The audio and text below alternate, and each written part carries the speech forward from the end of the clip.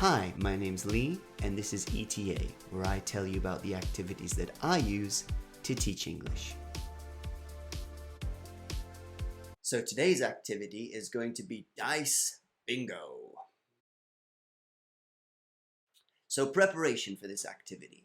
Now there's going to be a little bit of preparation, and by a little bit I mean an absolute load of preparation.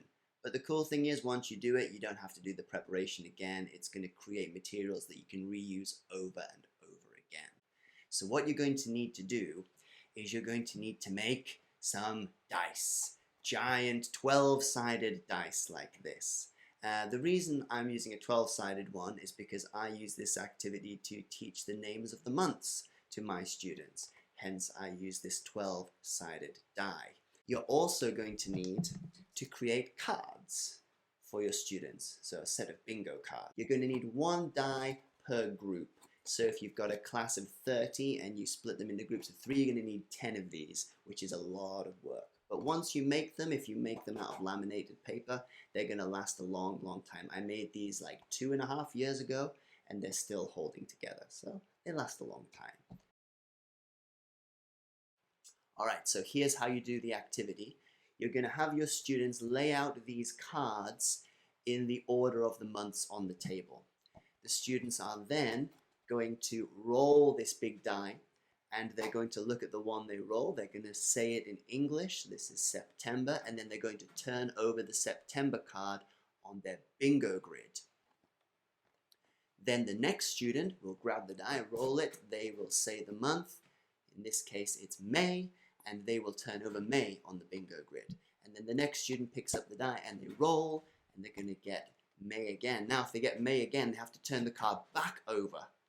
Okay, so this is like an ongoing thing where the cards keep getting flipped and turned back over. And you just keep going until a time limit expires.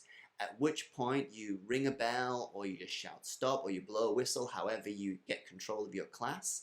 And then you have them count out how many months they flipped over.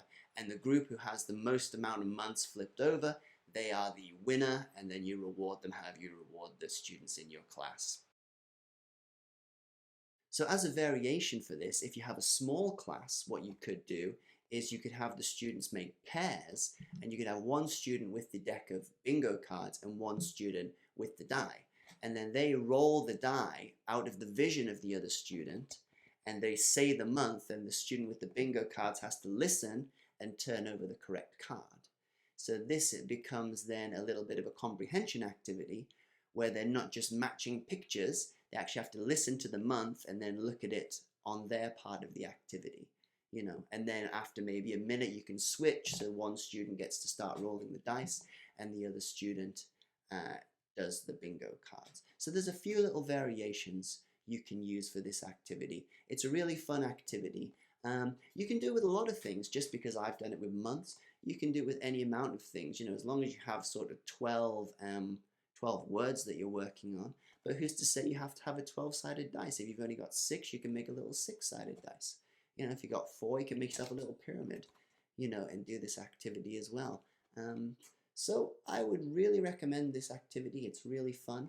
And why not give it a go? Just bear in mind, it does have a bit of preparation.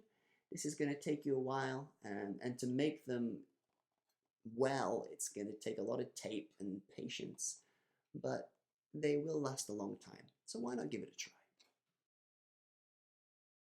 So if you want to use this activity to teach your students the months of the year, you can find a template for this actual die in the Google Drive, and the link is in the description below.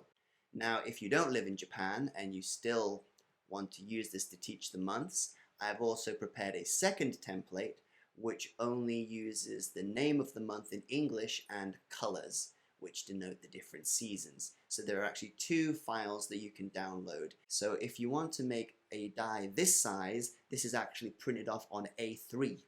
It's A3, and then I laminated it, and then I cut it and folded it together. If you make it on B4, you're going to get one this size, which is still a decent size, still fits in the palm of my hand here. And if you make it on A4, you're going to get this little dinky one here. Okay, so these are the three sizes you can make. This is A3, this is B4, and this is A3. Okay, that's the end of today's video. Hopefully this activity is something you can use in your English class. If you think it is, please give me a like. If you use it, please write a comment below and tell me how you got on with the activity. If you'd like to see more of these videos, you can hit the round subscribe button in the middle here. And as always, all the worksheets that I use are available for free download from the ETA Google Drive. And I will see you next time.